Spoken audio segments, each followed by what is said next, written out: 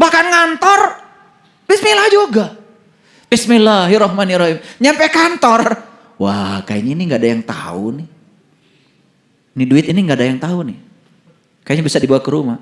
Bismillah sih bismillah. Atas nama Allah. Saya gak ngerti Tuhan yang mana yang di atas namakan itu. Kan kurang ajar itu. Sebenarnya kurang ajar itu gak enak bahasa itu. Tapi termaksa saya ucapkan. Sebenarnya yang enak itu adalah kurang belajar. Cuman terlalu sopan itu. Jangan-jangan gak ngerti juga. Oke lah, kita lanjut lagi ya. Ini sambil belajar mentertawakan diri sendiri. Ini topiknya sih tidak terlalu berat sebetulnya kuliah hari ini. Cuman saya ingin mengajak kita, cobalah setiap statement saya ini coba tujukan pada diri kita sendiri. Karena selama ini kan selalu tujukan pada orang lain. Mari kita lihat ayatnya karena sudah nampak nih. Ini ayat ini saya kira tidak asing, semua orang sudah baca. Bahkan yang one day one juz baca Qur'annya pasti kelewat ayat ini. Pada ini juz pertama bukan? Oke, kita lihat. Wa minan nasi may yaqulu amanna billahi wa bil yaumil akhir wa ma hum bimumin. Di antara manusia, di antara manusia nih. Berarti tidak semuanya. Tapi sebagian besar. May yaqulu amanna billahi wa bil yaumil akhir wa ma hum bimumin. Ada yang mengatakan kami beriman kepada Allah dan hari kemudian, padahal mereka sesungguhnya bukan orang yang beriman. Ini Quran. Nah ketika saya dulu membaca ayat ini, langsung saya tujukan pada diri saya. Saya sadar dari kecil saya diajarkan agama saya Islam. Dan dari kecil saya diajarkan oleh orang tua saya harus mengaku sebagai orang yang beriman. Dan rasanya bagi saya ayat ini tertuju bagi saya. Jangan-jangan saya sampai hari ini baru mengaku beriman. Sehingga timbul pertanyaan pada diri saya, kapan kalau begitu saya akan mengawali iman? Kan begitu. Sama gak ibu bapak dengan saya belajarnya gitu? Ada gak pertanyaan? Kapan akan mengawali iman? Ada gak gitu? Yang mengaku beriman tidak akan pernah mengawali iman. Yang akan mengawali iman adalah mereka yang menyadari bahwa dari kecil saya diajarin ngaku iman. Kapan iman saya? Pasti akan mencari supaya dapat iman. Mulai dari tingkatan yang awal, ilmu yakin. Masuk tingkatan kedua, ainul yakin. Masuk tingkatan yang ketiga, hakul yakin. Masuk tingkatan yang keempat, isbatul yakin. Jadi kalau cerita iman yang isbatul yakin, itu sudah bukan kata orang, bukan apa kata kitab, bukan apa kata hadis, bukan kata siapa-siapa, tetapi kata saya, karena saya sudah mengalaminya sendiri. Disitulah pentingnya pengalaman, yang disebut dengan pengalaman spiritual. Malam yazuk lam ya'rif, yang gak ngalamin gak akan paham. Ada air di gelas ini. Yakin? Yakin? Yakin apa tidak? Lihat dulu. Gimana sih? Main yakin-yakinan aja. Saya bilang ada air di gelas ini. Harusnya lihat dulu. Kalau kita cuma mengatakan yakin ada air di situ. Karena yang ngomong saya itu baru ilmu yakin. Itu baru informasi. Itu baru kata saya. Jangan percaya sekalipun yang ngomong saya. Layak untuk tidak dipercaya. Begitu ke depan ke sini, oh iya, ada air. Itu baru pada tingkatan ainul yakin. Kenapa Anda yakin kalau di sini ada air? Kan sudah lihat. Tahap pertama baru sebatas informasi, di gelas ini ada air. Tahap kedua sudah lihat. Kalau di gelas ini ada air, bahkan bisa cerita sedikit. Airnya warna putih, suhunya sekian, udah mulai lebih kenal lagi.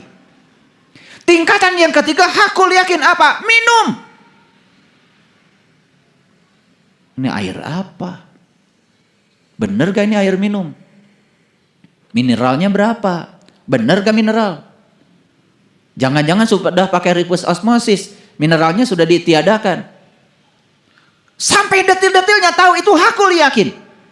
Berulang kali meminumnya sampai pada tingkatan isbatul yakin. Sampai situ nggak iman kita? Ya dicek. Iman pada malaikat. Mulai bertanya lagi. Nanya nggak kalian? Nggak pernah nanya. Apa sih malaikat itu? Etimologinya seperti apa? Dari kata dasar apa? Pernah nggak gitu belajar? Kan enggak. Begitu orang bilang malaikat, apalagi yang bilang ustad, apalagi pimpinan pondok pesantren, udah aja. Yes, malaikat. Yang penting hafal 10 malaikat. Betul nggak?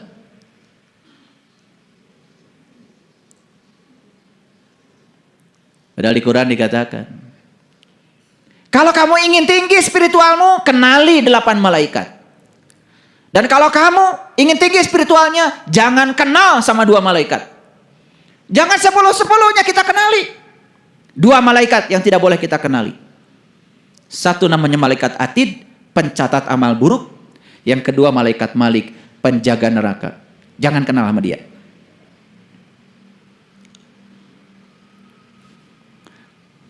Suka nyatet amal buruk gak?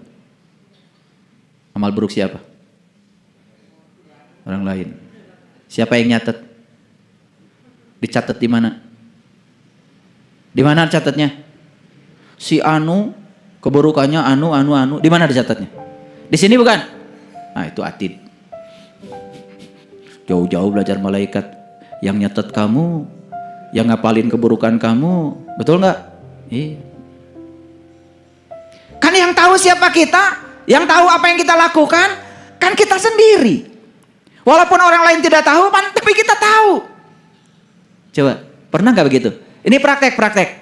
Ada Atid nggak dalam diri kita? Ada nggak? Ada.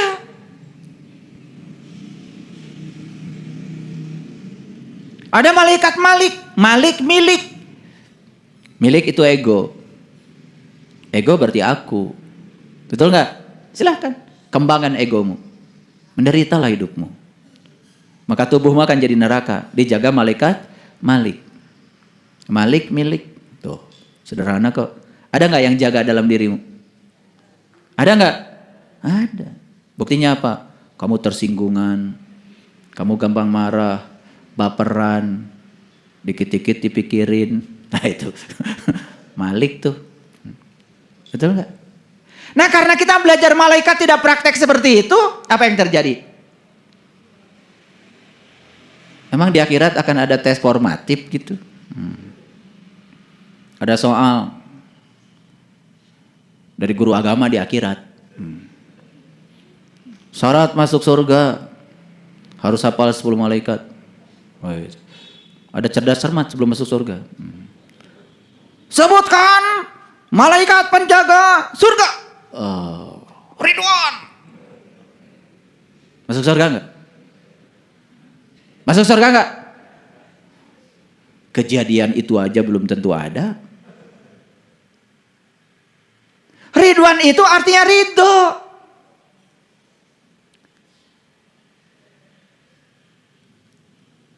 Tubuh kita bisa menjadi surga kalau kita ridho.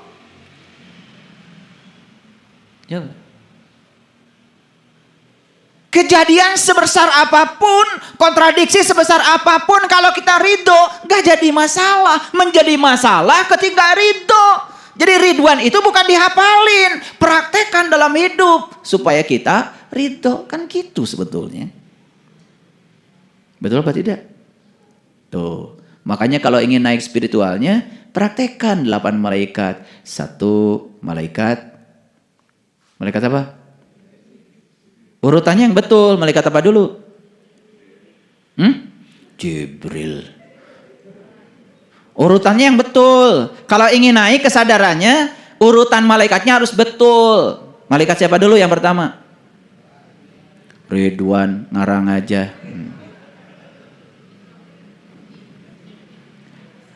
Pertama yang harus diaktifkan dalam diri kita adalah malaikat munkar nakir. Itu step awal. Apa sih tugasnya munkar nakir? Munkar dan nakir adalah malaikat yang bertanya di dalam kubur. Mana kuburan? Nih kubur. Siapa yang terkubur? Ya dirimu, jiwamu. Jiwa itu harus kenal pada Allah dan Rasulnya. Makanya ditanya, siapa Allahmu, siapa Rasulmu? Yang satu ditanya munkar, yang satu ditanya nakir. Di sini. Ada nggak yang nanya? Ada nggak nanya? Itu segitu gede suaranya kalian nggak pernah denger. Karena kalian itu sudah miskonsepsi tentang itu. Karena kita tahunya munkar dan nakir itu nanti katanya di kuburan. Begitu kata dikubur udah mati ditanya malaikat, siapa Tuhanmu? Siapa Rasulmu? Gitu? Gak ada kerjaan. Orang-orang mati ditanya-tanya. Yang hidup aja ditanya belum tentu bisa jawab. Ya kalian gak pakai mikir kan? Karena gak pakai mikir. Yang kayak gitu ya dianggap keyakinan. Kuburan tuh di sini nih, lihat kuburan. Ini kuburan. Kan suka tanya di sini, siapa diri saya? Dari mana saya asal? Kemana saya harus kembali? Apa tugas saya di sini? Pertanyaan tentang diri itu pertanyaan tentang Tuhan. Makanya harus kita kenali dua. Satu Allah, dua Rasulnya. Siapa yang bertanya? Jiwamu. Makanya syahadatkan asyhadu alla ilaha illallah wa asyhadu anna muhammadar. Siapa yang bersyahadat? Jiwa. Pada siapa? Pada Allah dan Rasulnya. Maka malaikatnya dua, munkar, nakir. Tanya tuh guru agama yang ngajarin munkar nakir di sekolah. Kenapa dikubur dua-duaan malaikat? Emangnya kalau satu ketakutan gitu malaikat? Karena saya pernah tanya dulu di pesantren sama guru saya. Itu malaikat nggak ada kerjaan pengen berdua-duaan di kuburan, saya bilang. Alhamdulillah saya diusir dari pesantren. Ya modelnya begitu. Kalau nanya-nanya kritis sedikit pasti diusir. Kalau nggak bisa menjawab pasti marah. Itu model guru di kita begitu. Kalau ditanya nggak bisa jawab pasti marah. Dengan otoritasnya usir. Main usir. Pendidikan macam apa kayak gitu. Kalau di sistem pendidikan ada hukuman. Itu bukan sistem pendidikan. Itu penjara. Orang yang sedang kegelapan dikasih hukuman. Itu sama dengan kegelapan dikasih kegelapan. Sistem pendidikan apa yang semacam itu? Apa yang diharapkan oleh kita? Anak kita nakal di sekolah. Kalau nggak nakal nggak akan disekolahkan. Dipanggil ke sekolah saya. Anak bapak nakal di sekolah. Mun bager mau disekolahkan. Pernah dititipkan di sekolah. Ada anak saya nakal. Tolong ajarkan sama bapak ibu. Sekolah bisanya menghukum. Kalau anaknya baik disebut baik. Kalau anaknya tidak baik itu karena salah kaprah di sekolah. Harusnya murid itu adalah guru. Makanya guru itu belajar dari murid. Jadikan muridnya jadi guru. Itu salah kaprah. Karena dia menganggap dirinya guru. Lalu semua muridnya itu dianggap bawahnya dia. Padahal semua murid itu tamu agung yang datang ke semesta untuk jadi dirinya sendiri. Ini ngerti apa enggak saya bicara? Lanjut ya. Sampai mana tadi? Kenapa berdua-duaan? Lah iya. Yang harus kita tahu dua. Satu Allahnya, dua Rasulnya. Makanya pertanyaan di kuburan ini dua. Satu munkar, dua nakir. Keren gak? Nah kalau sudah bisa menimbulkan pertanyaan dari munkar dan nakir. Di sini. Karena malaikat itu di Quran dikatakan tidak ada di luar dirimu. Malaikat itu ada dalam dirimu. Ada orang yang datang ke rumah saya. Ya sosok agama biasa. Mulai itu melihat ada foto di dinding, komentarin. Nggak boleh pak ini. Ada gambar di dinding. Malaikat rahmat tidak masuk ke rumah bapak. Terus apa lagi? Ini ada lagi. Ada patung lagi pak. Ini malaikat tidak akan bisa masuk ke rumah bapak. Saya bilang alhamdulillah. Semoga malaikat pencabut nyawa gak masuk ke rumah saya. Kan seumur saya jadi panjang. Makanya saya mau banyakin patung di rumah saya. Biar malaikat pencabut nyawa gak datang ke rumah saya. Gak pakai otak ngomong. Itulah kadang-kadang. Mulut kita udah terbuka sementara mata kalbu kita masih tertutup. Pengetahuan kita masih dangkal sudah mulai menjas orang. Itu penyakit kulit namanya. Dan itu menyebar penyakit itu. Ya, sangat berbahaya. Kalau nggak tahu diam aja. Ya, baru tahu namanya aja. Ya, baru pesantren 3 bulan besok udah pakai sorban.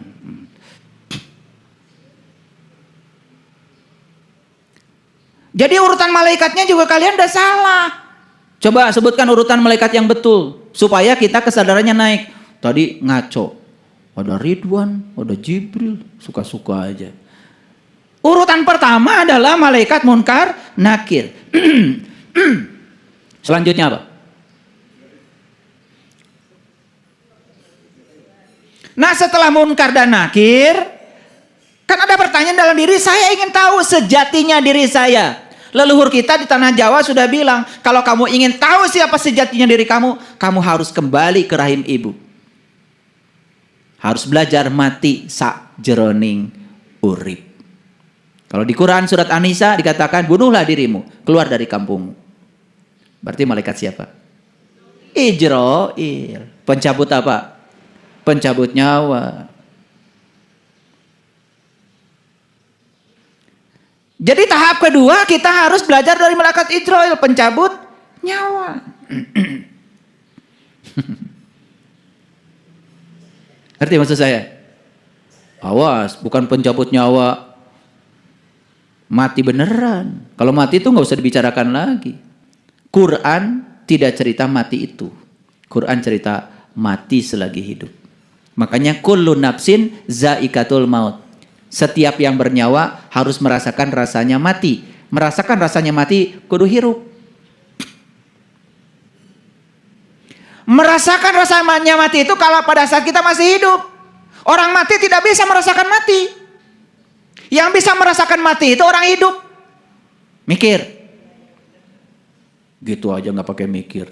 Kullu nafsin zaikatul maut. Setiap yang bernyawa pasti mati. Nggak usah ada Qur'annya. Parah yang kayak. Kullu nafsin zaikatul maut itu pesan spiritualnya, setiap yang bernyawa harus merasakan rasanya mati. Merasakan masanya mati ketika masih hidup. Maka Rasul memerintahkan mut anta qabla mut. Belajar mati ketika kamu masih hidup. Disitulah perlu bantuan Ijrail. Berikutnya apa kalau sudah dapat Ijrail? Ya? Ya Israfil. Bagian niup apa? Sangkakala. Tahu sangkakala di mana? Ya di sini. Makanya orang belajar spiritual pasti memberdayakan nafas. Menyadari nafas masuk, mencari nafas keluar. Betul apa tidak? Malaikatnya di situ tinggal kok. Di sini. Bagian niup sangkakala. Begitu ditiup sangkakala, kiamat. Bangkit. Bangun. Bukan hancur. Paham? Semuanya di sini ya. Semuanya ada di sini. Kamana wae tuh?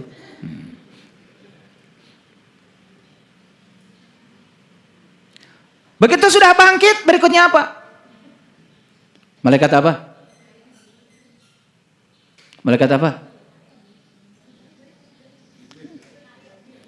Ya pasti Jibril dong. Menyampaikan apa? Menyampaikan pengertian. Menyampaikan intuisi. Makanya yang sudah tajam, tahu-tahu ngerti. Pinter tanpa belajar, cerdas tanpa berlatih. Tahu-tahu ngerti. Tahu-tahu ngerti. Gitu. Paham? Nah kalau sudah ketiban Jibril, ya berikutnya pasti ketiban Mikail. Turun hujan dari langit. Pembawa rezeki. Nah rezeki yang paling agung adalah hidangan dari langit. Itu yang diminta Nabi Isa. Allahumma rabbana anzil alaina ma'idatan minas sama'i. Takuluna id. Ya Allah turunkan hidangan dari langitmu. Yang turunnya hidangan itu merupakan hidangan bagi hari raya bagi kami. Keren banget itu di Quran. Lihat saya semua, jawab. Kalau hujan, hujan tuh yang air turunnya dari mana? Dari mana? Dari awan.